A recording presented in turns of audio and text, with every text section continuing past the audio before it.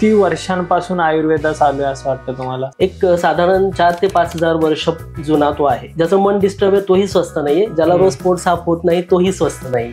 मग स्वस्थ माणूस होण्यासाठी अशा कुठल्या गोष्टी आपण फॉलो केल्या पाहिजे? मग आपण थोडंसं आता आहाराविषयी बोलूया. आहार कसा असावा, केव्हा करावा वगैरे. काही काहींना झोपल्यानंतर पण रात्री 1-2 वाजता पण भूक लागते. मग त्या लोकांनी कसं कंट्रोल करायचं ह्या गोष्टी? अनेक लोकांना मी बऱ्याच वेळा बघतो, लोकांना खरी भूक आणि खोटी भूक हा फरकच कळत नाही. तुम्ही त्याला खरी भूक नाही म्हणू शकत. खरी भूक म्हणजे अशी आहे की मग सकाळचा नाश्ता केला पाहिजे का नाही केला पाहिजे, तो एक प्रश्न. आणि दुसरा प्रश्न असा आहे, काही लोक सकाळचा नाश्ता करतात आणि फक्त 3 वाजता जेवतात, मग नंतर जेवत नाही, एकच टाइम जेवतात. मग एक टाइम जेवणं चांगलंय की वाईट?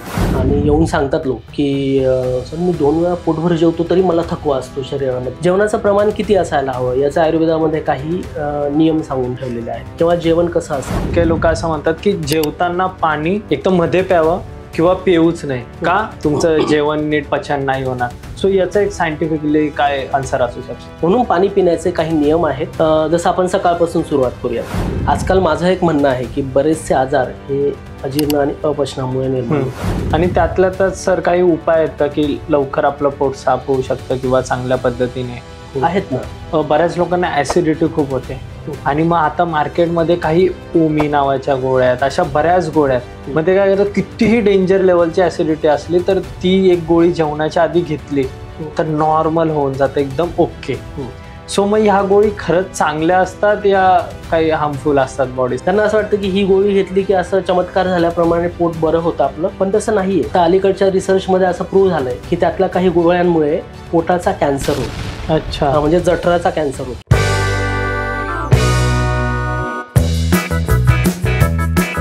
नमस्कार सर. नमस्कार.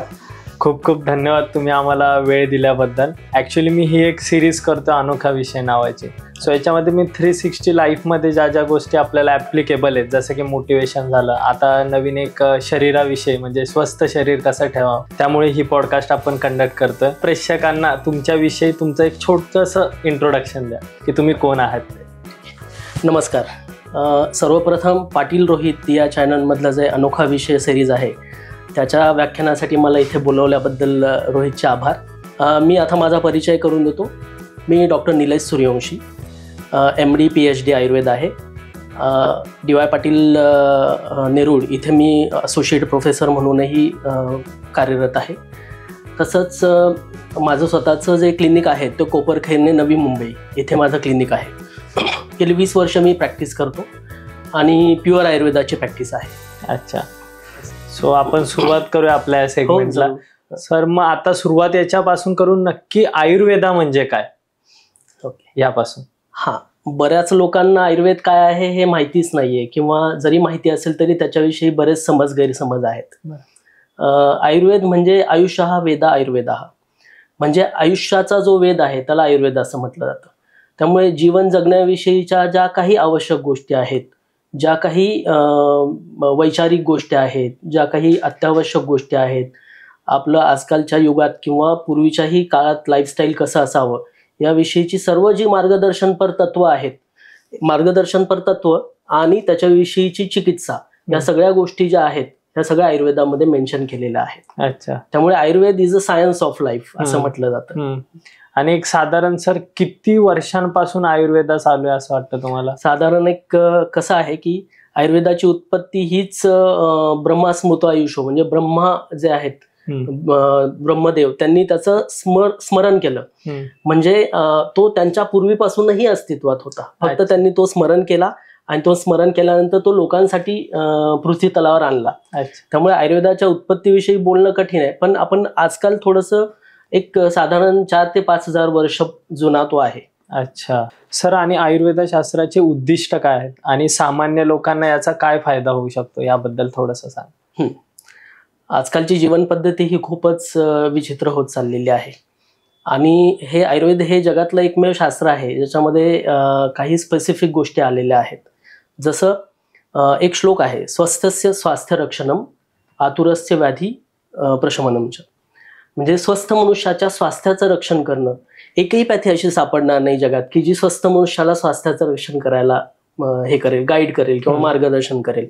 त्यामुळे स्वस्थ मनुष्याच्या स्वास्थ्याचं रक्षण करणं आणि जो स्वास्थ्य रक्षण होऊनही काही फॅक्टर्समुळे आजारी पडत असेल, अशा व्यक्तीच्या व्याधीचं शमन करणं.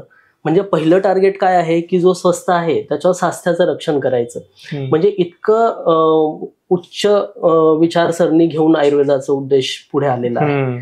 त्यामुळे जो व्यक्ती स्वस्थ आहे त्याने त्याच्या स्वास्थ्यासाठीचे काय उपाय करायचे आहेत, आणि जो व्याधीत झालेला आहे किंवा जो आजारी पडलेला आहे त्याच्यासाठीच्या उपाययोजना काय, आहार विषयी, विहार विषयक, या सगळ्या उपाययोजना काय, ह्याच्याबद्दल आयुर्वेदात सगळं सविस्तर वर्णन आलेलं आहे. अच्छा सर, आणि आयुर्वेदामध्ये आपले शरीर निरोगी कसं ठेवावं याबद्दल काय सांगितलंय? म्हणजे जसं कुठल्याही एखाद्या इमारतीचा पाया आहे किंवा आपला जो ट्रायपॉड आहे किंवा म्हणजे टिवई आहे, म्हणजे ज्याच्यावर माठ ठेवला जातो, असं 3 जे हे आहेत, तसं आयुर्वेदामध्ये 3 गोष्टी सांगितलेल्या आहेत की ज्या गोष्टी फॉलो केल्याने किंवा ज्या गोष्टींचं अनुसरण केल्याने स्वास्थ्याचं रक्षण करता येऊ शकतं. त्या 3 गोष्टी म्हणजे आहार, निद्रा आणि ब्रह्मचर्य. ठीक आहे. आता आहार आणि निद्रा माहिती आहे अनेक लोकांना. ब्रह्मचर्य हा थोडासा रिलेटेड टू सेलिबसी किंवा ह्याच्याशी संबंधित घेतला जातं, म्हणजे फिजिकल रिलेशनशिप. पण ब्रह्मचर्य हा विषय तेवढ्या पुरता मर्यादित नाहीये.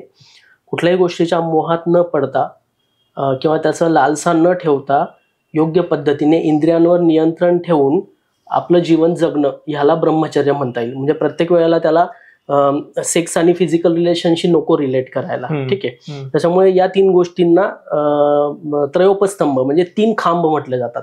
जसं आता शूटिंगच्या दरम्यान ट्रायपॉड असतो, त्यालाही 3च हे असतात.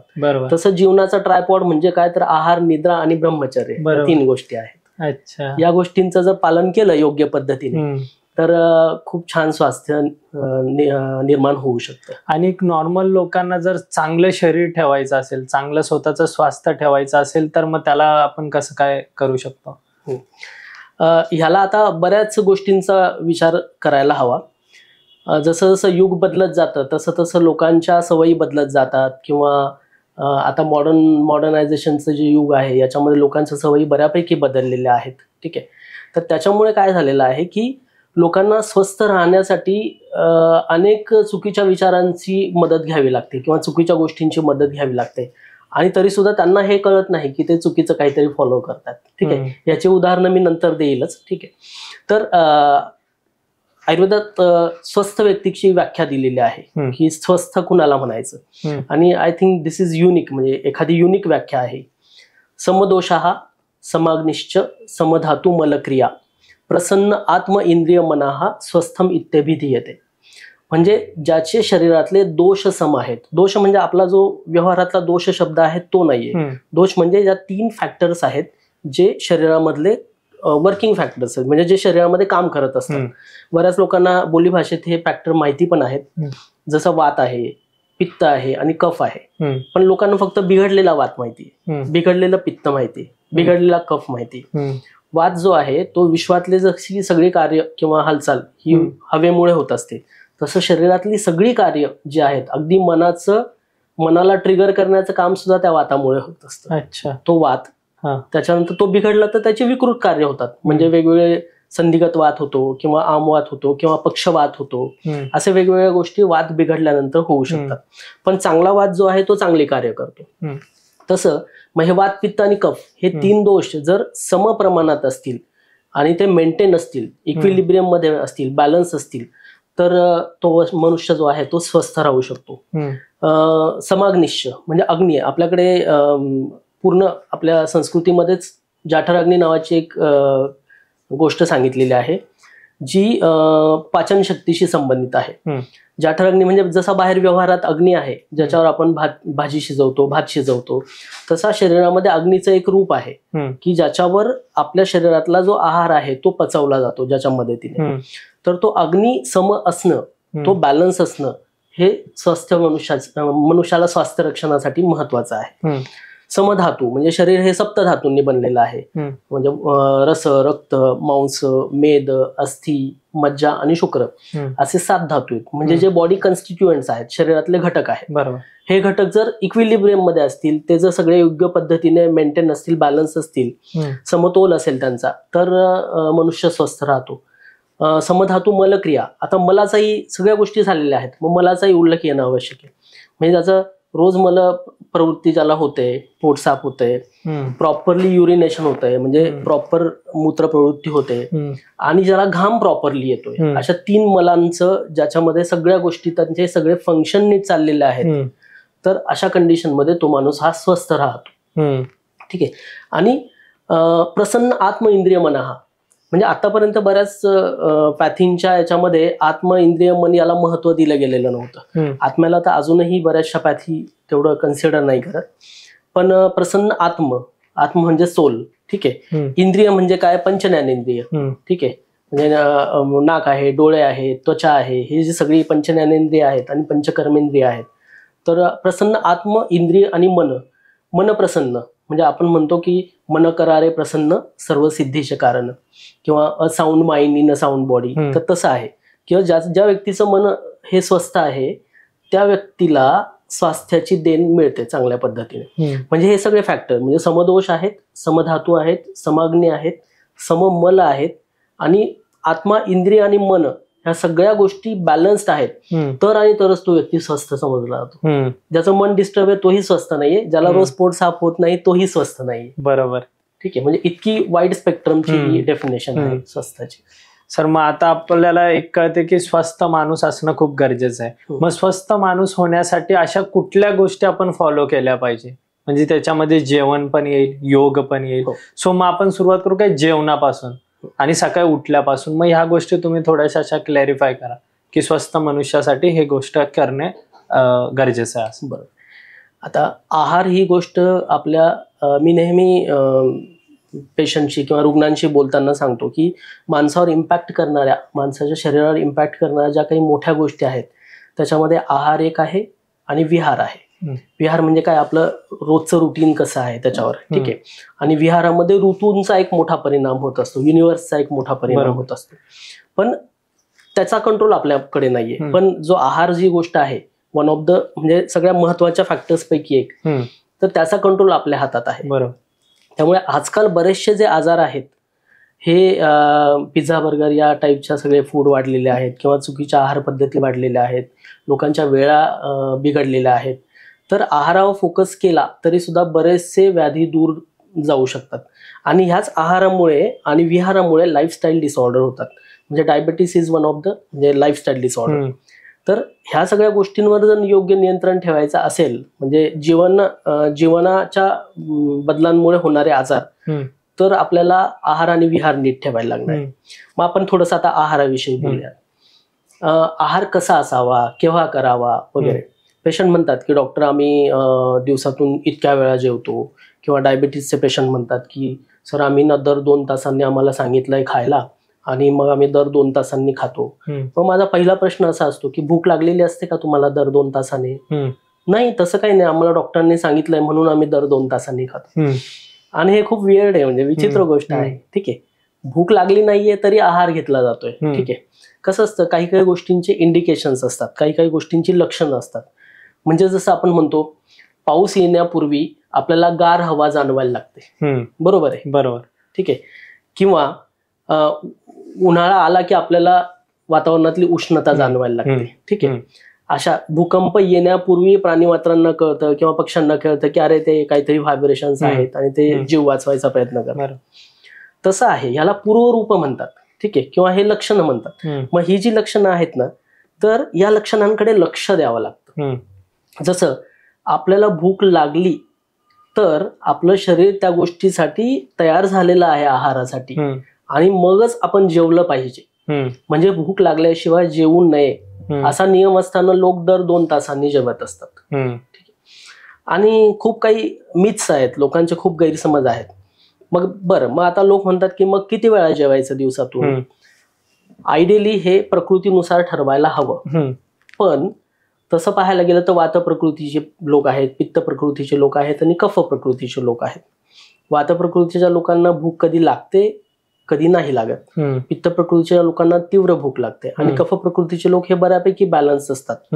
अशा गोष्टी. तर आता ह्याच्यापैकी पण आयडियली सगळ्यांनी 2च वेळा जेवावं असं आहे. ठीक आहे.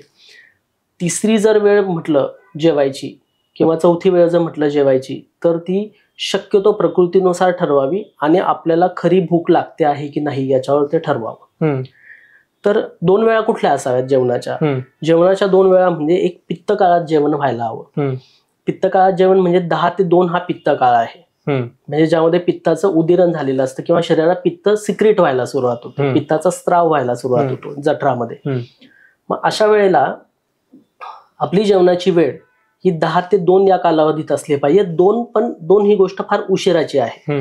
म्हणजे जर आपण 2ला जेवलो तर संध्याकाळच्या जेवणाचा प्रश्न उद्भवणार आहे. त्यामुळे आपलं जेवण जे आहे ते साधारण आम्ही जनरली रेकमेंड करतो पेशंटना की 10 ते 12च्या दरम्यान जेवण व्हायला हवं. ठीक आहे. जर 10 ते 12च्या दरम्यान जेवण झालं तर आपल्याला संध्याकाळच्या जेवणाची वेळ मॅनेज करता येऊ शकते. समजा आपण जर 10 ते 12च्या वेळेत जेवलो तर आपल्याला संध्याकाळचं जेवण, आयडियली संध्याकाळचं जेवण हे सूर्यास्ताच्या अगोदर झालं पाहिजे. मग सूर्यास्ताच्या अगोदर जेवायचं असेल तर आपल्याला 12ला जेवणं भाग आहे. म्हणजे 12 वाजता जेवलं तर 6:30ला जेवाल किंवा 11 वाजता जेवलं तर 6:30ला जेवाल. म्हणजे हा जो गॅप आहे या गॅपमध्ये म्हणजे नीट मेंटेन ठेवला तर जेवण, सकाळचं जेवण पचलेलं असतं आणि संध्याकाळी योग्य वेळेत जेवण होतं. मग बरेच लोक काय करतात, आता मुंबईतली तर फार मोठी समस्या आहे की दुपारचं जेवण 3 वाजता वगैरे घेतात, रात्रीचं जेवण रात्री 11, 11:30 केव्हाही घेतात. त्याला काही नियम नाहीये. या लोकांनाही मी जनरली सल्ला देतो की थोडंसं वेळ काढा, आपल्या ऑफिसेसच्या ठिकाणी थोडंसं रिक्वेस्ट करा. तुम्हाला जेवणाची वेळ शक्य असेल तर तुम्ही 11:30, 12 पर्यंत दुपारचं जेवण घ्या. रात्रीचं जेवण हे लवकरात लवकर, म्हणजे तुम्ही जर दूर कुठेतरी असाल उपनगरामध्ये तर रात्रीचं जेवण हे संध्याकाळी 7:30, मॅक्सिमम 7:30 पर्यंत उरकून घ्या आणि आल्यानंतर फक्त झोपायचं. सर, पण काही काही लोकांना मग भूक लागते रात्रीच, जसं की काही काहींना झोपल्यानंतर पण रात्री 1-2 वाजता पण भूक लागते. मग त्या लोकांनी कसं कंट्रोल करायचं ह्या गोष्टी? बरोबर आहे. आता हा कसा आहे, हा एक हॅबिच्युअल पार्ट आहे, म्हणजे सवयीचा भाग आहे. अनेक लोकांना, मी बऱ्याच वेळा बघतो, लोकांना खरी भूक आणि खोटी भूक हा फरकच कळत नाही. अच्छा, ठीक आहे. म्हणजे जे असतं ना ते फक्त टेम्पटेशन असतं. म्हणजे एखादा छान पदार्थ दिसला चमचमीत की त्यांना भूक लागते. ठीक आहे. आणि मग ते खातात आणि खाल्लं की मग गॅस व्हायला लागतात, ऍसिडिटी व्हायला लागते. बरोबर. मग अशा सिच्युएशनला तुम्ही त्याला खरी भूक नाही म्हणू शकत. खरी भूक म्हणजे अशी आहे की भूक लागली ना, रे मला काहीतरी द्या खायला, मला जर खायला नाही मिळालं तर माझी चिडचिड होईल आणि मी अक्षरशः तोडफोड करेन, अशा प्रकारचे असतात. बरोबर. डोकं दुखायला लागणं वगैरे वगैरे. मग अशी खरी भूक आपली आयडेंटिफाय करायची आणि गरज असेल तर मग रात्री आल्यानंतर काहीतरी खायचं, पण ते पूर्ण आहार नसावा. संध्याकाळी जेवलात की रात्रीचा आहार हा पूर्ण आहार नको. मग रात्रीच्या वेळेला गाईचं दूध थोडंसं घेऊ शकतात. ठीक आहे. म्हशीचं नाही घ्यायचं, झोपायच्या आधी. गाईचं दूध घेऊ शकतात. त्याच्यात थोडंसं सुंठ टाकली तर बरी होईल. हळदपेक्षाही सुंठ टाकली तर जास्त फायदा होईल. किंवा थोड्याशा मनुका मी खायला सांगतो, काळ्या मनुका ज्यांच्यात बी असतं ना त्या खायला सांगतो. किंवा आवळा कॅन्डी खायला सांगतो किंवा एखादं डाळिंब खायला सांगतो. ठीक आहे. ह्या सगळ्या हेल्दी गोष्टी, मी आता ज्या ज्या गोष्टी सांगितल्या त्या सगळ्या हेल्दी आणि स्वास्थ्याला पूरक अशा गोष्टी आहेत. तर अशा गोष्टी खाल्ल्याने दुसऱ्या दिवशीचं अजीर्ण नाही होत, असं आहे. म्हणून जर रात्री भूक लागली तर त्याला पहिलं आयडेंटिफाय करायचं, शोधायचं की ही खरी भूक आहे का, की आपल्या जिभेच्या लालसेपायी आपण ते घेतो आहे. जर ती खरी भूक असेल तर मग ह्या गोष्टी खायच्या, नसेल तर खायचंच नाही. आणि सर, याच्यामध्ये ना बरेच लोक सकाळचा नाश्ता नाही करत, सरळ दुपारचं जेवण आणि संध्याकाळचं जेवण करतात. मग सकाळचा नाश्ता केला पाहिजे का नाही केला पाहिजे, तो एक प्रश्न. आणि दुसरा प्रश्न असा आहे, काही लोक सकाळचा नाश्ता करतात आणि फक्त 3 वाजता जेवतात, मग नंतर जेवत नाही, एकच टाइम जेवतात. मग एक टाइम जेवणं चांगलंय की वाईट? आता नाश्त्याविषयी पण बरेच गैरसमज आहेत. एकतर आपण जर पंजाबी लोक आहेत किंवा जे काही युरोपियन लोक आहेत यांच्याशी थोडं कम्पेअर केलं तर आपल्याकडची नाश्त्याची पद्धत चुकते आहे. ठीक आहे. आयडियली नाश्ता कोणी करावा, ज्याला तीव्र भूक लागते, भूक अशी धरवत नाही अशी लोक आहेत, किंवा जे लोक कष्टकरी लोक आहेत, ज्यांना जाऊन खूप वजन उचलायची कामं करायची. तिसरी गोष्ट, जे व्यायाम करतात. ठीक आहे. आणि चौथी गोष्ट जी आहे, जे शेतकरी आहेत. जे ऑफिस मध्ये बसणारे लोक आहेत अशा लोकांनी नाश्ता करण्याची खरं तर गरज नाही, कारण ते बसलेलेच असतात. बरोबर. जर हालचालच नाहीये तर तो नाश्ता जर पचला नाही तर त्याचं अनेक गोष्टींमध्ये रूपांतर व्हायला लागतं. कधी शुगर, काही लोकांमध्ये ट्रायग्लिसराईड, काही लोकांमध्ये कोलेस्ट्रॉल वाढायला लागतो. त्यामुळे ज्यांना भूक चांगली आहे आणि जे ह्या सगळ्या कॅटेगरीमध्ये येतात अशा लोकांनीच नाश्ता करावा. आणि नाश्ता करताना एकदम चांगलं ऑब्झर्वेशन ठेवावं की आपल्याला भूक लागलेली आहे की नाही, तरच नाश्ता करावा. बरं, एखादी व्यक्ती आहे की जी व्यक्ती रोज त्याला सकाळी भूक लागते आहे आणि तो नाश्ता करतोय, त्या व्यक्तीने सुद्धा नाश्ता करताना ह्याचं निरीक्षण ठेवावं की आपल्याला आज भूक नाहीये ना, मग आज नाही नाश्ता करायचा. अच्छा. म्हणजे नाश्ता ही ऑप्शनल गोष्ट ठेवावी, ती कंपल्सरी गोष्ट ठेवू नये. ठीक आहे. या पद्धतीने म्हणजे जर गोष्टी लोकांनी फॉलो केल्या. पण आता अनेक लोक विचारतात की सर मग संध्याकाळचं जेवण हे सूर्यास्तापूर्वी का घ्यावं वगैरे वगैरे.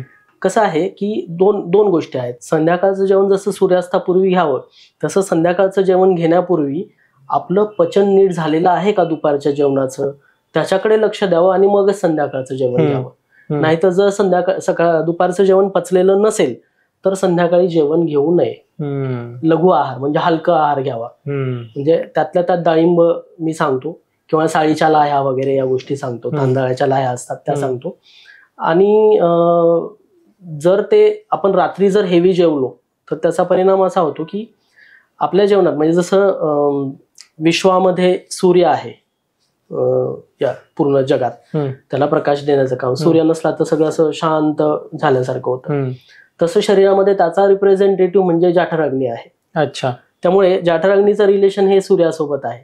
जेव्हा सूर्य असेल तेव्हा जाठराग्नी चांगला असतो, प्रदीप्त असतो, चांगला पचनशक्ती चांगली असते. आणि सूर्य अस्ताला गेला की पचनशक्ती डाऊन होते, सगळं पोट जे आहे ते शांत झालेलं असतं. जर तुम्ही लेट नाईट जेवलात तर पचवायची एंटिटी तुमच्याकडे नाहीये, म्हणजे जी जाठराग्नी आहे ती एंटिटी किंवा तो जो एक घटक आहे तो अतिशय मंद झालेला आहे. आणि मग अशा वेळेला जर काही हेवी जेवण घेतलं आपण तर त्याचं अजीर्णच होतं. आणि बऱ्याचशा माझ्या ऑब्झर्वेशन मध्ये असं आहे की ज्या लोकांची हाय शुगर असते म्हणजे डायबेटिक पेशंटची, ते रात्री उशिरा जेवतात, ते 2-3 वेळा गरज नसताना खातात, इव्हन संध्याकाळी सुद्धा नाश्ता करतात. अशा लोकांनी जर रात्रीचं जेवण लवकर घेतलं किंवा रात्रीचं जेवण हाय शुगर असेल तर स्किप केलं तरी सुद्धा त्यांच्या शुगर लेवल खूप चांगल्या नॉर्मलला येतात. असं म्हणजे थोडंसं जर आपण स्वतःवर जर कंट्रोल केलं तर आपले बरेचसे आजार हे नक्की दुरुस्त होऊ शकतात. म्हणून म्हणजे माझं नेहमी तेच म्हणणं की आपल्या इंद्रियांवर नियंत्रण असलं पाहिजे, त्यालाच ब्रह्मचर्य म्हटले. बरोबर. आपल्या इंद्रियांवर आपलं नियंत्रण असलं पाहिजे. सर, तुम्ही सांगितल्याप्रमाणे गरज असली तर 2दा जेवा किंवा 1 वेळा जेवलं तरी चालेल. सो मग ते जेवताना खरं पोटभर जेवायची पण गरज असते का? हा एक खूप चांगला प्रश्न आहे. बऱ्याच लोकांना कळतच नाही की पोटभर जेवायचं की नाही जेवायचं. आणि येऊन सांगतात लोक की सर मी 2 वेळा पोटभर जेवतो तरी मला थकवा असतो शरीरामध्ये. बरोबर. तर बऱ्याचशा अजीर्णांचं कारण जे आहे, लोकांमध्ये जे अजीर्ण आहेत त्याचं कारण पोटभर जेवणं हे पण आहे. जेवणाचं प्रमाण किती असायला हवं याचा आयुर्वेदामध्ये काही नियम सांगून ठेवलेले आहेत, किंवा जेवण कसं असावं. तर पहिलं प्रमाणाविषयी बोलूयात आपण. जेवणाचं प्रमाण जे आहे ते आपल्याला, समजा आपलं जठर आहे म्हणजे स्टमक, ज्याला आपण मराठीमध्ये जठर म्हणतो, तर त्या जठराचे आपण एक 4 भाग कन्सिडर करावेत, 4 इक्वल पार्ट. त्या इक्वल पार्ट पैकी एक भाग जो आहे तो 2 भाग जो आहे तो सॉलिड फूडचा असावा, म्हणजे घन आहाराचा असावा. ठीक आहे. आणि एक भाग जो आहे तो द्रव आहाराचा असावा. आता घन आहार म्हणजे चपाती आहे किंवा भाजी आहे किंवा भात आहे, हा सगळा घन आहार झाला. द्रव आहारामध्ये जसं पाणी येतं, पाणी हा पण आहाराचाच भाग आहे. द्रव आहारामध्ये पाणी असावं किंवा इतर पातळ रस्सा वगैरे ह्या ज्या गोष्टी आहेत त्या द्रव आहारात असावा. काही लोक ताक घेतात तर ताकही तो द्रव आहाराचा पार्ट आहे. तो जो आहे तो एक भाग असावा. म्हणजे 2 आणि 1 3 भाग झाले. एक भाग जो आहे तो रिकामा ठेवावा. मग तो रिकामा ठेवला याचं कारण असं आहे की जनरली आपण अगदी एखादी गोष्ट जर फुल भरली तर त्याच्यामध्ये ती गोष्ट हलवणं शक्य नाही होत. बरोबर आहे. हो. आता स्टमक जे आहे म्हणजे जठर जे आहे ना त्याच्यात चर्निंग मुवमेंट्स होत असतात, म्हणजे घुसळण्याची प्रक्रिया होत असते. वॉशिंग मशीन मध्ये कसं घुसळलं जातं, फक्त वॉशिंग मशीनचं जाणवतं आपल्याला पोटात, ह्याचं काम स्लोली हळू एकदम नाजूकपणे असतं, त्यामुळे ते जाणवत नाही. मग ह्या घुसळण्याच्या प्रक्रियेला आपल्याला पोटात थोडीशी जागा शिल्लक असायला हवी, नाहीतर ते मिक्स कसं होणार. जे काही ऍसिड म्हणण्यापेक्षा, ऍसिड म्हणजे पित्त आहे, त्या पित्ताला मिक्स करण्यासाठी तिथं थोडी जागा लागते, आणि म्हणून तो एक भाग जो आहे तो आपल्याला हे करायला लागेल, तो रिकामा ठेवावा लागेल. अच्छा. मग बरं, ओळखायचं कसं? मग एक भाग रिकामा ठेवायचा आहे, आपण थोडं फुटपट्टी घेऊन बसणार आहोत की कसं काय. मग ह्याला ओळखायची एक पद्धत आहे. ज्या वेळेला आपल्याला वाटतंय की आता माझं पोट भरलेलं आहे आणि मी अजूनही एक 4 घास खाऊ शकतो, तर तो फील जो आहे त्या फीलला थांबायचं. म्हणजे मी अजूनही खाऊ शकतो, भलेही समोरचं जेवण कितीही चांगलं आहे, मी अजूनही खाऊ शकतो, पण मी आता खाणार नाही. आता मला समाधान आहे, उत्साह आहे, आणि मला रिकामेपणा नाही जाणवते, पोटाला बरं वाटतंय. त्या बरं वाटण्यापर्यंत थांबायला हवं. दुसरी एक हे अशी आहे की तो एक भाग जो आहे आपण तो वायू करता शिल्लक ठेवलेला असतो, म्हणजे वातासाठी.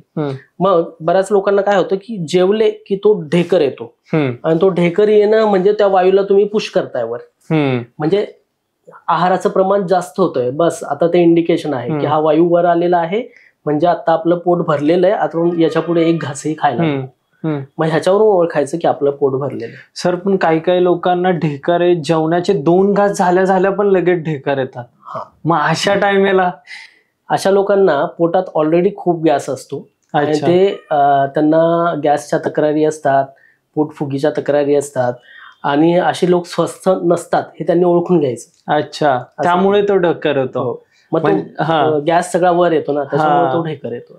ऍक्च्युली आता तुम्ही सांगितलं की ढेकर आला की समजायचं आपल्या तिथे थांबायचंय, बट ते सांगितल्याप्रमाणे की काही काही लोकांना थोडंसं खाल्लं 1-2 घास तर लगेच ढेकर येतं, मग त्यांनी लगेच जाऊन हॉस्पिटलमध्ये नाही, अगदी हॉस्पिटलमध्ये जाण्याची गरज नाहीये, पण थोडंसं गॅस रिलीज करण्याकरता काही ज्या घरगुती गोष्टी आहेत. बरेच लोक काय करतात की काळं मीठ घेतात, ठीक आहे. काही लोक काय करतात की लिंबू पाणी आणि मीठ घेतात, ठीक आहे. आलं आणि मीठ सोबत घेतलं तरी पण चालतं. फक्त आलं हे ना हायपर ऍसिडिटी, म्हणजे ज्यांना जळजळ खूप आहे अशा लोकांनी आलं खाऊ नये. म्हणजे तेही एक बरं झालं, आपला बोलता बोलता मुद्दा आला. आलं कुणी खावं याचे पण नियम आहेत, ठीक आहे. म्हणजे ग्रीष्मे शरद नैव पूजितम आद्रकम, म्हणजे ग्रीष्म ऋतू म्हणजे उन्हाळा, आणि शरद ऋतू म्हणजे ज्याला ऑक्टोबर हीट किंवा भाद्रपदाचा महिना म्हणतो, त्या सीझन मध्ये आलं अजिबात खाऊ नये. स्वस्थ व्यक्तीने सुद्धा आलं खाऊ नये. आणि ज्या लोकांना हायपर ऍसिडिटी आहे, आपल्याकडे एक क्रेज आहे की अरे अद्रकवाली चाय दे दो, अद्रकवाली चाय दे दो. अद्रकवाली चायच ऍसिडिटीचं मेन कारण आहे. म्हणजे माझ्याकडे आले पेशंट तर मी आधी सांगतो की तुम्ही अद्रकवाली चाय बंद करा, आणि लोकांना असं वाटतं की नाही ती हार्मफुल नाहीये, आम्ही दिवसातून 4-4, 5-5 चहा घेतो. चहामुळे अजीर्ण होतं, अपचन व्हायला लागतं, पोट बिघडायला लागतं. सकाळी चहा घेतला की तो ऍसिडिटी दिवसभर वाढवत राहतो. म्हणून एकतर चहा घेऊच नये, आणि जर तो घेतला तर अद्रकवाली चाय अजिबात घेऊ नये, कारण त्याच्यामुळे प्रचंड ऍसिडिक हे डेव्हलप होतं. आणि अद्रक प्रचंड गरम आहे.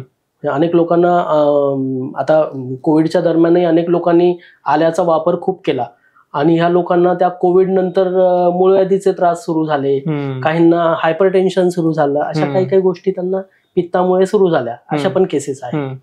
म्हणून ज्यांना गॅसचा त्रास होतोय अशा लोकांनी थोडंसं काळं मीठ, लिंबू किंवा हे असतात म्हणजे सुंठचा वापर केला तरी चालणार आहे. बरेचसे लोक ओवा वापरतात, ओवांचा वापर केला तरी चालणार आहे. असे काही काही घरगुती ज्या गोष्टी आहेत त्या घेतल्यात तरी चालतं, त्याच्याने थोडासा रिलीफ मिळतो. आणि सर याच्यामध्ये आहेत ना अजून काही काही लोक असं म्हणतात की जेवताना पाणी एकदम मध्ये प्यावं किंवा पिऊच नाही का, की कारण त्याच्यामुळे ऍसिडिटी होते, तुमचं जेवण नीट पचन नाही होणार. सो याचा एक सायंटिफिकली काय आन्सर असू शकतं? आता पाणी जसं जेवणाच्या आहाराचे, आता आहार तसा आपण खूप त्या मानाने शॉर्ट मध्ये घेतला, त्याच्याविषयी खूप खूप नियम आहेत. म्हणजे इतके छान छान गोष्टी सांगितलेल्या आहेत ना आयुर्वेदामध्ये, तशा छान गोष्टी कुठल्याच शास्त्रात नाही सांगितल्या. तर तसं पाण्याचेही नियम आहेत. म्हणजे जसं आहाराचे नियम आहेत तसं पाण्याचेही नियम आहेत. कारण पाणी हा आहाराचाच एक पार्ट आहे. पण पाण्याचे नियम तर आहाराचे तरी थोडेफार नियम पाळतील, पाण्याविषयी तर इतके गैरसमज आहेत. बरेच लोक म्हणतात की, किंवा बरेचसे डॉक्टर सुद्धा सांगतात की भरपूर पाणी प्या, भरपूर पाणी प्या. मी पेशंटना म्हणतो की तुमचं पोट म्हणजे काय एक ड्रेनेज सिस्टीम आहे का, की वरून पाणी टाकलं आणि खालून वाहून गेलं, किंवा ड्रेनेज पाईप आहे का, वरून पाणी टाकलं आणि खालून वाहून गेलं.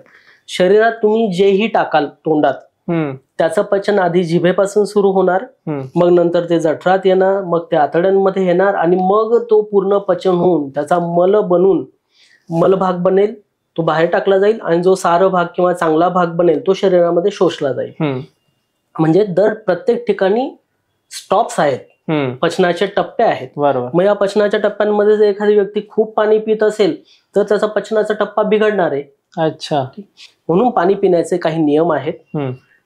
जसं आपण सकाळपासून सुरुवात करूयात. अनेक लोक सकाळी उठल्या उठल्या पाणी पितात, खूप पाणी पितात. ते म्हणतात की डॉक्टर आम्ही 1 लिटर पाणी पितो सकाळी उठल्या उठल्या. कशाला पितोस बाबा? नाही, पोट साफ होतं. मग माझा प्रश्न आहे की अरे तो काय ड्रेनेज आहे का, की वरून पाणी टाकलं खालून साफ झालं? नो डाऊट थोडंसं प्रेशर येणार, पण त्याचे नुकसानच जास्त आहे. अच्छा. सकाळी उठून पाणी प्यालं तर अग्निमांद्य म्हणजे भूक कमी होत असते. जी भूक तुम्हाला लवकर लागणार आहे तुम्ही ती पाण्याने संपून टाकलेली असते किंवा कमी करून टाकलेली असते. जसं बाहेर आग विझवण्यासाठी पाणी वापरलं जातं, तसं शरीरामध्ये अग्नी जो वाढत चाललाय भुकेसाठी त्याला तुम्ही पाणी घेऊन विझून टाकतात, असं करतात. त्याच्यामुळे ती भूक मंदावते, आणि भूक मंद झाली की पुढे अपचन निर्माण होतं. जसं अति पाणी अपचन निर्माण करू शकतं, तसं पाणी न पिणं हे सुद्धा एक प्रकारचं अपचन निर्माण करतं. अच्छा. म्हणजे कसं आहे की पाणी जेवताना पाणी कसं प्यावं, ठीक आहे, बऱ्याच लोकांना हेही माहित नाहीये. मग ते कुठून तरी वाचतात, कुठून तरी ऐकतात. आजकाल गुगल गुरुमुळे लोकांना किंवा गुगल युनिव्हर्सिटीमुळे लोकांना फार गोष्टी कळायला लागल्यात.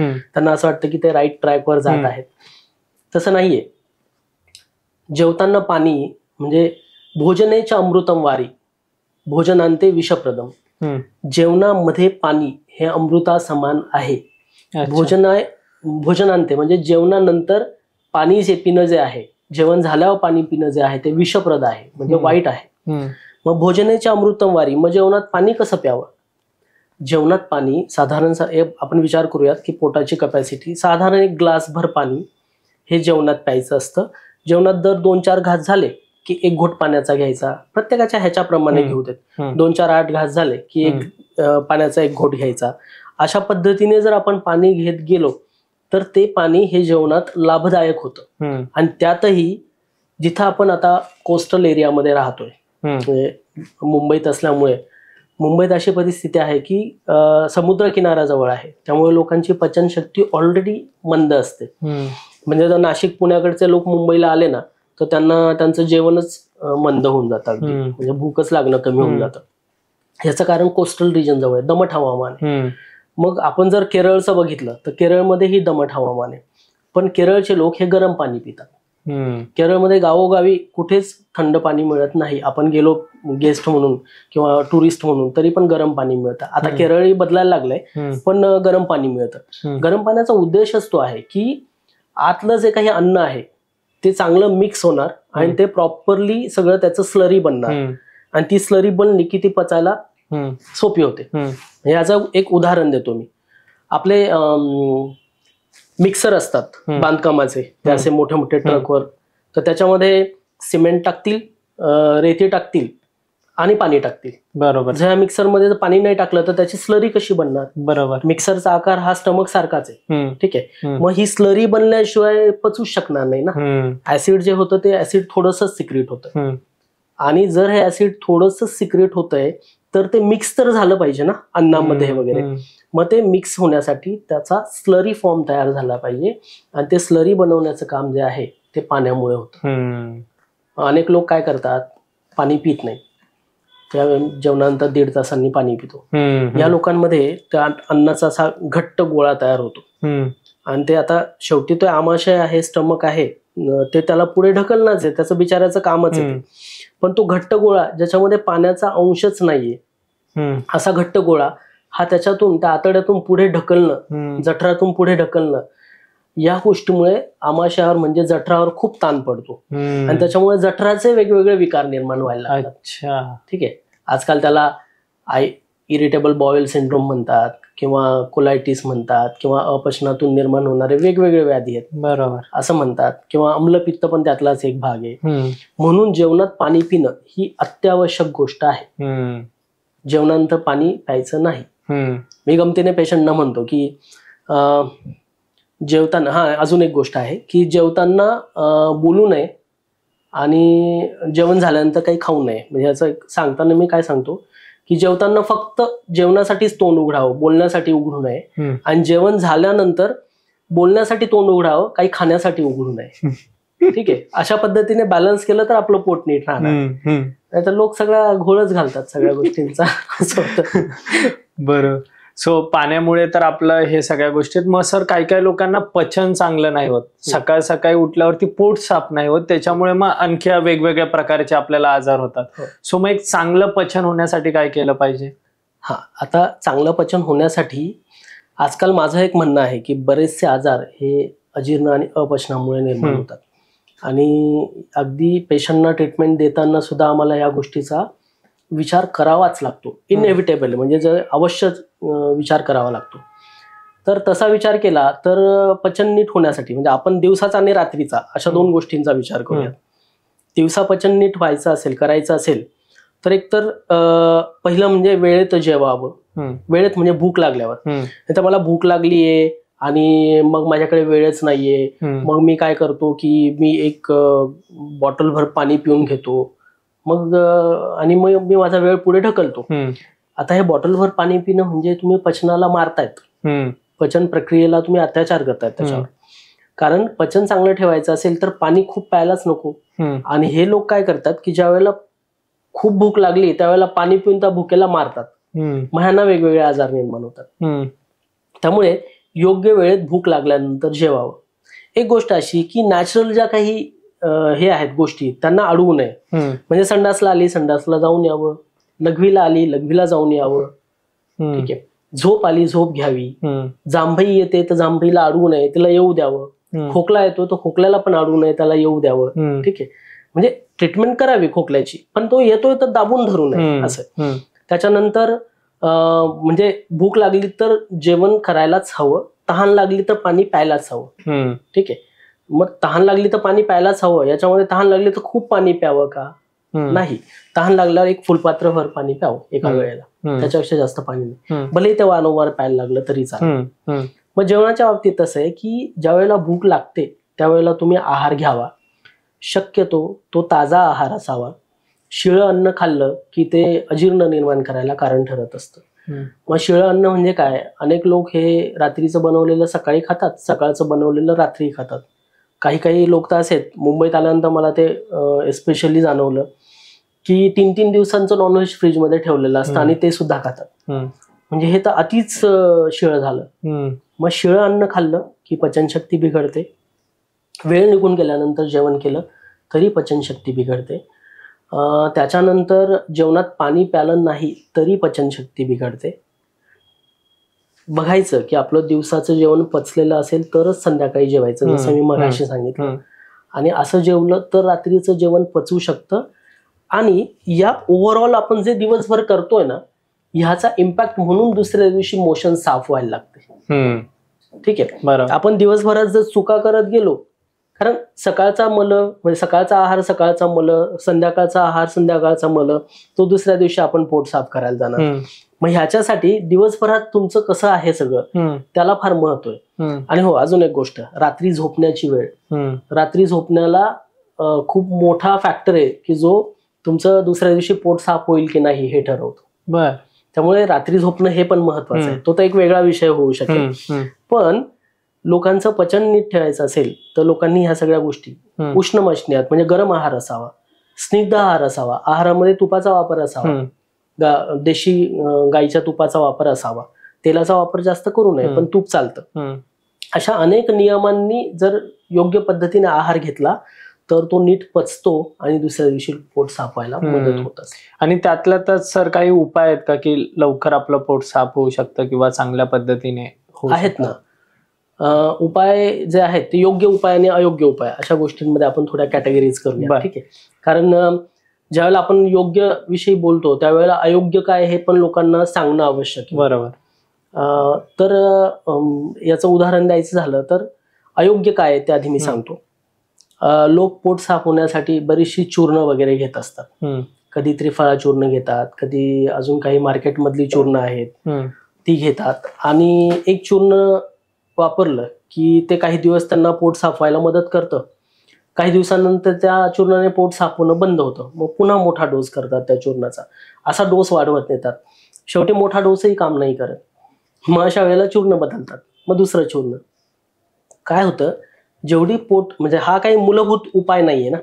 आयुर्वेदाच्या बाबतीत असं म्हटलं जातं, आणि आहे ते खरं आहे, आयुर्वेद हा मुळावर काम करतो. मुळापासून गोष्टी नीट करत असतो. मग हे वरवर पोट साफ करणारी चूर्ण घेणं हा काही मुळापासूनची ट्रीटमेंट नाही. ही चूर्ण जोपर्यंत घेत राहाल तोपर्यंत काही काळ पोट साफ होईल. काही काळानंतर आतड्यांना कोरडेपणा यायला लागतो, आणि आतड्यांना कोरडेपणा आला की त्याची जी पुरस्सरण क्रिया आहे, म्हणजे पुढे ढकलण्याची क्रिया आहे मलाला, ती नीट होत नाही. आतडे असे ढिली पडायला लागतात, आणि त्याच्यामुळे तो मल जो आहे ना तो पुढे ढकललाच जात नाही. तो तिथंच अडकून राहतो, आणि मग त्याच्यामुळे कॉन्स्टिपेशन व्हायला लागतं. मग ती चूर्ण घेऊन उपयोग नाहीये, आणि चूर्ण बदलूनही उपयोग नाहीये. मग ह्याला काही गोष्टी काय करायच्या, अशा काही बेसिक गोष्टींविषयी आता मी सांगतो. एक तर रात्री लवकर झोपायचं. रात्रीचं जेवण लवकर घ्यायचं. जेवणानंतर लगेच झोपायचं नाही, आणि जेव्हाही झोपाल तेव्हा लवकर झोपण्याचा. तरी एक अंदाजे किती वाजेपर्यंत झोपलं पाहिजे माणसाने साधारण? तसा विचार केला म्हणजे मी जर सांगायला गेलो तर सगळ्यांना हसायला येईल की अरे हे शक्य आहे का, म्हणजे मुंबई आणि या परिसरात तर, किंवा पुण्यातही शक्य नाही आजकाल. तर खरं पाहायला गेलं तर 6:30ला जेवावं. ठीक आहे. आणि त्याच्यानंतर आपल्या गावाकडे जर बघितलं तर 8-8:30 पर्यंत लोक झोपून जातात. ठीक आहे. 8:30ला नाही शक्य तर किमान 10-10:30 पर्यंत तरी झोपावं. ठीक आहे. लोक झोपतात किती रात्री 2 वाजता 2:30 वाजता वगैरे. जसं मी म्हटलं मगाशी की झोप हा अजून एक मोठा एलॅबोरेट करण्यासारखा टॉपिक आहे. पण जेवढं लवकर झोपाल 10-10:30 पर्यंत झोपता आलं तर उत्तम. असेही काही लोक आहेत की जे मुंबईमधल्या लाईफस्टाईलमध्ये किंवा पुण्यातल्याही लाईफस्टाईलमध्ये हे लोक लवकर झोपतात. 10 वाजता झोपणारे लोक आहेत, पण त्यांनी तसे नियम अगदी म्हणजे सचोटीने ते नियम लावून घेतलेले आहेत की आम्ही झोपणार म्हणजे झोपणार 10 वाजता. आणि मग त्यांना त्याचे बेनिफिट कळायला लागले, फायदे कळायला लागले, आणि मग ते त्यांनी अंगीकारलं आणि ते करायला लागले व्यवस्थित. तर तसं आहे. त्यामुळे 10-10:30 पर्यंत, 10:30 पण नको खरंच, 10 वाजता झोपलं पाहिजे. त्याच्याने दुसऱ्या दिवशी पोट साफ व्हायला मदत होते. दुसरं असं आहे की संध्याकाळचं जेवण झालं जसं मगाशी म्हटलंय, तर रात्री झोपताना थोडासा आवळा कॅन्डी पण चालते. ठीक आहे. ज्यांना शुगर आहे त्यांनी घेऊ नये आवळा कॅन्डी, पण आवळा कॅन्डी मार्केटमध्ये येते किंवा घरीही बनवतात. ती आवळा कॅन्डी घेऊ शकतात. डाळिंब घेऊ शकतात. डाळिंब हे असं एकमेव फळ आहे किंवा आत्ताच्या सगळ्या फळांमध्ये चांगलं डाळिंब आहे की ज्याच्यामुळे म्हणजे वायू जो आहे तो त्याचं बाहेर काढला जातो, आणि वायू बाहेर काढला की बरेचसे त्रास कमी होतात. आणि डाळिंब बेस्ट आहे सगळ्या फळांमध्ये. तर डाळिंब खावं रात्री, किंवा फार फार तर काळ्या मनुका म्हणजे बीवाल्या काळ्या मनुका ज्या असतात त्या मनुका खाव्यात. अशा गोष्टी केल्याने काय होईल की पोट साफ व्हायलाही मदत होईल. अनावश्यक भूक जी आहे किंवा खोटी भूक जी आहे त्यालाही ते डिस्टर्ब नाही करणार, आणि सगळ्या गोष्टी दुसऱ्या दिवशी फायदा त्या गोष्टी. आणि यांचं काय मेडिसिनल व्हॅल्यू या गोष्टींना, म्हणजे डाळिंब पण मेडिसिनल प्रॉपर्टी असणार आहे. त्याच्यानंतर आवळा तर आहेच औषधी, आणि काळ्या मनुका सुद्धा औषधी आहे.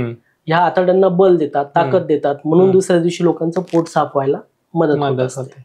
बरोबर सर. मग याच्यामध्ये ना बऱ्याच लोकांना ऍसिडिटी खूप होते, आणि मग आता मार्केटमध्ये काही ओमी नावाच्या गोळ्या आहेत, अशा बऱ्याच गोळ्या आहेत. मग ते काय करतात, कितीही डेंजर लेवलची ऍसिडिटी असली तर ती एक गोळी जेवणाच्या आधी घेतली तर नॉर्मल होऊन जाते, एकदम ओके. सो मग ह्या गोळी खरंच चांगल्या असतात या काही हार्मफुल असतात बॉडीसाठी? मगाशी बोलताना एक विषय राहिला की रात्री काय घेऊ नये. तसं रात्री एक कोरडा आहार घेऊ नये. म्हणजे बऱ्याचशा लोकांना म्हणजे रात्री भाकरी खाण्याची सवय असते, तर शक्यतो रात्री भाकरी खाऊ नये, आणि रात्री भात पण खाऊ नये. अच्छा. ठीक आहे. भात हा दिवसा ठीक आहे खाल्लेला, दुपारच्या जेवणात खावा, पण रात्रीच्या जेवणात भात ठेवू नये, भाकरी नको. आणि कोरडी भाजी नको. हम्म. रस्सा भाजी आणि चपाती पोळी, हे गव्हाची पोळी, हे जेवण रात्री चालेल. रस्सा भाजी ठेवावी, कारण रात्री जर तुम्ही कोरडा आहार घेतला आणि रात्री जागरण केलं तर पोटात सगळं असं पॅक होऊन जातं, गॅस बनायला लागतो. आणि ह्या गोष्टीला मग जोपर्यंत तुम्ही आहार बदलत नाही तोपर्यंत त्याच्यात हेच नाही होणार ना, म्हणजे इम्प्रुव्हमेंटच नाही होणार. अगदी स्पष्ट सांगितलंय की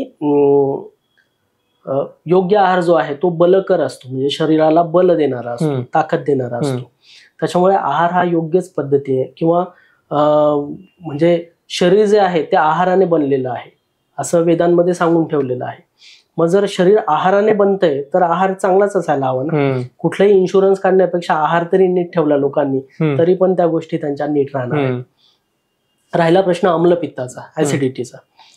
ऍसिडिटी मी नेहमी लोकांना बोलताना सांगतो की ऍसिडिटी ही निम्मी पथ्याने बरी होते आणि निम्मी औषधाने बरी होते. म्हणजे तुम्ही औषध घेण्याची कंडिशन असेल तर औषध घ्या, ती बरी करा, पण त्यासोबत तुम्ही डाएट आणि काही नियम फॉलो करा, म्हणजे ऍसिडिटी तुमची कम्प्लीट बरी होईल.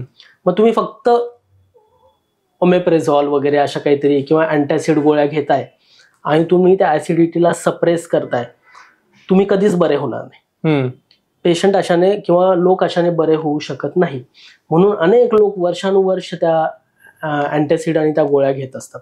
त्यात अनेक व्हरायटी आहेत, अनेक प्रकार आहेत, पण त्या गोळ्या घेत असतात आणि ते कधीही बरे झालेले नसतात. त्यांना असं वाटतं की ही गोळी घेतली की असं चमत्कार झाल्याप्रमाणे पोट बरं होतं आपलं, पण तसं नाहीये. आता अलीकडच्या रिसर्चमध्ये असं प्रूव्ह झालंय की त्यातल्या काही गोळ्यांमुळे पोटाचा कॅन्सर होतो. अच्छा. म्हणजे जठराचा कॅन्सर होतो. अच्छा. आणि त्या गोळ्या ज्या संपूर्ण जगात बॅन केल्या गेलेल्या आहेत, पण भारतातल्या मॅक्सिमम खपणारा प्रॉडक्ट असल्यामुळे त्या भारतात बॅन झालेल्या नाहीयेत. ठीक आहे, आता मी नाव नाही सांगत या प्लॅटफॉर्मवर, पण अशा गोळ्या लोक वर्षानुवर्ष घेत आहेत. हो, ठीक आहे. मग ते त्यांचं नशीबच आहे की त्यांना पोटाचा कॅन्सर होत नाहीये, पण त्यांनी जागं व्हावं किमान या गोष्टीतून. आणि आपल्याला आपल्या सवयी बदलाव्यात, आपल्या सवयी बदलाव्यात. त्या सवयी बदलल्या तर अन्नाचं पचन नीट होईल, मलनिस्सरण म्हणजे संडासला साफ व्हायला लागेल, पोटाची कंडिशन सुधारेल. आणि आयुर्वेदात अनेक उपाय आहेत ना पोटाच्या कंडिशन इम्प्रूव्ह करण्यासाठी. आयुर्वेदाच्या गोष्टी कराव्यात, आयुर्वेदाचं मार्गदर्शन घ्यावं आणि पोटाला चांगलं हे द्यावं.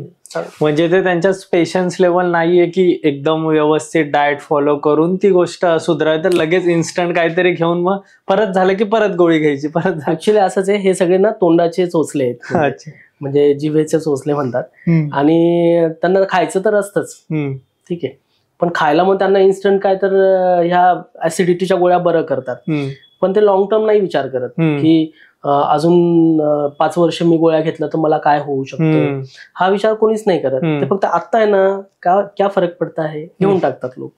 नाही, फार वाईट आहे. म्हणजे कधी कधी असं वाटतं की जर नीट सगळ्या गोष्टींचा शोध घेतला तर कितीतरी पोटाच्या कॅन्सरचे पेशंट त्या या अशा चुकीच्या गोष्टींमुळे होत असतील, असेही असू शकतात. ऍक्च्युली माझ्यासोबत इन्सिडेंट झालेला आहे तो की मला चहा नाही आवडत किंवा मी बाहेरचं काय खाल्लं की मला कळतं की मला ऍसिडिटी होते. सो माझा एक मित्र आहे, तो काय करायचा, त्याला बाहेरचं खायचं राहायचं ना, मग तो ती गोळी खाऊन घ्यायचा, देन मग तो ते खाऊन घ्यायचा आणि लगेच मग ओके. अशी लोक आहेत. एक्झॅक्टली. म्हणजे हे डायबिटीसच्या पेशंट सारखे आहे की मला गोड खायचंय पण मी डायबिटीसची गोळी घेणार आणि मग मी गोड खाणार, म्हणजे ती गोळी शुगर कंट्रोल करेल असं त्यांना वाटतं. पण हे इतकं भयानक आहे ना, ह्याचे शरीरामध्ये जे होणारे दुष्परिणाम आहेत त्याच्याविषयी कोणीच विचार नाही करत. ठीक आहे, म्हणजे लोक फक्त आपल्या पायाखालचं बघतायत, आपलं समोरचं जे हे आहे ते नाही बघत. अशी परिस्थिती झाली. काय त्याला